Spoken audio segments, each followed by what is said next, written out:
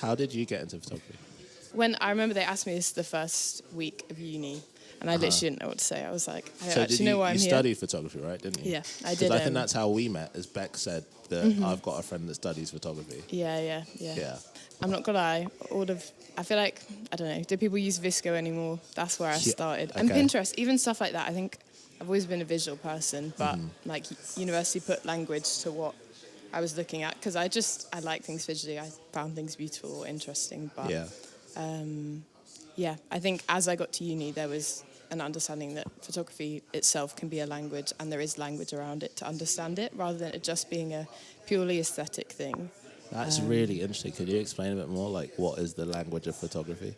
Yeah, I think for me, I guess I use photography as a means of connection with people that sometimes we don't speak the same language, or communities, groups of people I'm not necessarily a part of, but kind of cross paths with, bump shoulders with, like my neighbours.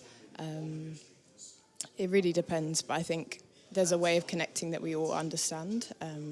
We look at photos on our phones, like we all have family archives, and so I feel like visually it speaks to us in a way that you can have no kind of connection in terms of language, not understand anything that other person's saying, but show them a photo of something, and actually there's this point of like shared experience and connection that I feel like that's what started for me as I explored. You know what stuff. that reminds me of is nerdy fact. Michael Jackson said that's why he wrote Earth Song to have the chorus that was just the ahs and oohs, because he knew the power of music to communicate across language barriers.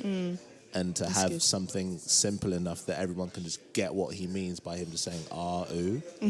I thought that was really poignant for me thinking about musical art.